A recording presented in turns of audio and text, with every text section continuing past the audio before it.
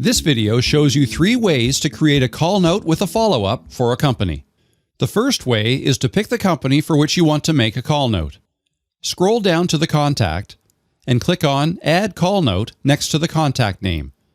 In the Call Note window, select your call type, then enter your notes here.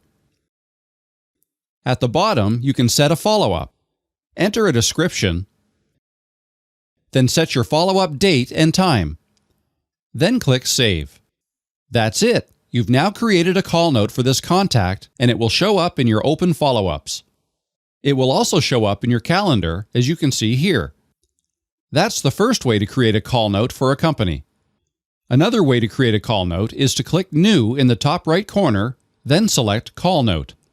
In the Call Note window, type in the company for which you want to create a call note, then select it. Select your call type, then select the contact you want to follow up with. Enter your notes here.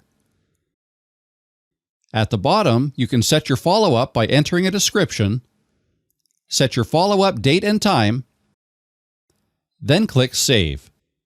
That's it! You've now created a call note for this contact. When you click on the company, you will see any and all follow-ups for that company here. The third way to create a follow-up is to go to the calendar page, find the date you want to follow up with a company, and click on it.